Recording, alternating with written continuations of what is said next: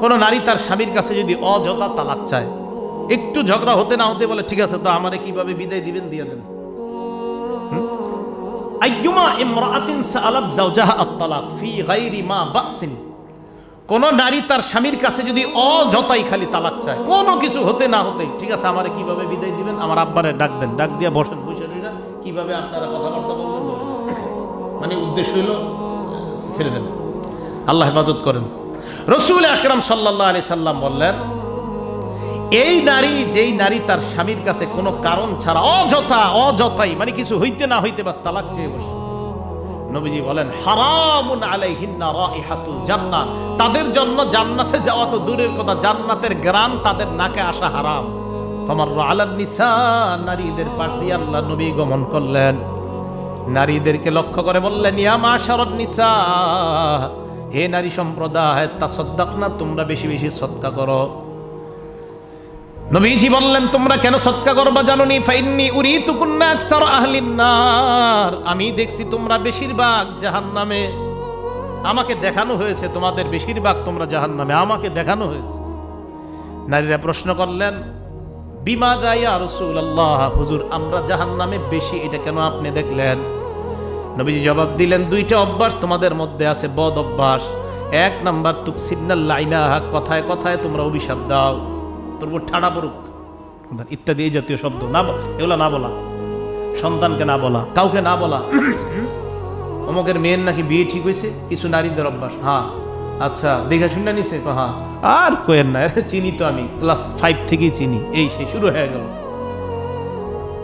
অভিশাপ দাও তোমরা বেশি বেশি, সন্তানদেরকে অভিশাপ, সন্তানদের কিন্তু সবচেয়ে বেশি ভালোবাসে মা, আবার ক্ষেত্র বিশেষ বইলা ফেলে, মরতে পারো না গাড়ির তলে বইরা, এই জাতীয় শব্দ বইলা ফেলে, হতে পারে। তুকসিরনাল লাইনা, তোমরা বেশি অভিশাপ দাও, এটা তোমাদের অভ্যাস, নবীজি বলছেন। দুই নাম্বার তাকফুরনাল আশিরা, তোমরা স্বামীর অবাধ্য হও, স্বামীর অবাধ্য হও। বেচারার সাথে 15 বছর 20 বছর ঘর সংসার করেছো, কোনো ভুল নাই, একটা ভুল একদিন হইলে পুরা 15 বছরের ঘোড়া দিয়ে ফেলবে। তো রাসূল আকরাম সাল্লাল্লাহু আলাইহি সাল্লাম বললেন এই অবাধ্য যে তোমরা হও, এই দুই কারণে আমি দেখলাম জাহান্নামে তোমাদের সংখ্যা বেশি। মা বোনরা রাগ করেন না, আর আমার আজকের আলোচনায় ওই মা বোনরাই রাগ করবেন যাদের মধ্যে অভ্যাস আছে। আর যদি বলেন না হুজুর আমাদের মধ্যে নাই, তো আপনি রাগ করার তো প্রশ্নই আসে না। রাসূল আকরাম সাল্লাল্লাহু আলাইহি সাল্লাম বলেন এই দুই বদঅভ্যাস যাদের মধ্যে আছে তারা জাহান্নামে, আমি দেখছি। সদকা করো বেশি, সদকার মাধ্যমে জাহান্নাম থেকে বাঁচো।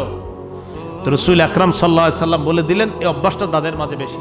তাহলে এই জাতীয় নারী যারা বেশি বেশি অভিশাপ দেয় তারা জাহান্নামে যাবে।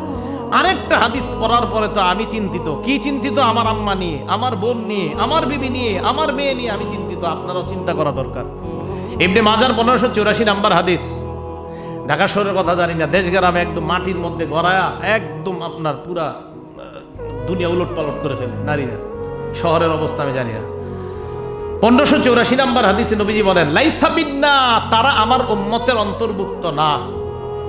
মান শাক্কাল জুয়ুবা, আত্মীয় স্বজনের কেউ মারা গেলে যারা নিজেদের পোশাক আশাক ছিঁড়ে ফেলে, এটা পুরুষ হোক নারী হোক, এই হাদিসের বর্ণনা বোঝা যায়, পুরুষ হোক নারী হোক। ইমাম হুসাইন রাদিয়াল্লাহু তাআলা আনহুর শোকে পোশাক ছিঁড়ে ফেলে। কার শোকে? হ্যাঁ, ওনার শোকে পোশাক ছিঁড়ে ফেলে। বাস আরে নবীর নাতিরে শেষ করে দিস, পোশাক ছিঁড়ে ফেলে। নবীজি বলেন সে আমার উম্মতের অন্তর্ভুক্ত না। অদরবাল খুদুদা, আঘাত করে চেহারার মধ্যে। নবী তো সাধারণ আঘাতের কথা বলছে, তাহলে হুসাইন রাদিয়াল্লাহু তাআলা আনহুর শোকে শোকাহত হয়ে যারা শরীরকে রক্তাক্ত করে তাদের কি অবস্থা হবে? লাইসা মিন্না, আমার উম্মতের অন্তর্ভুক্ত না তারা, রাসূল আকরাম সাল্লাল্লাহু আলাইহি ওয়াসাল্লাম বললেন।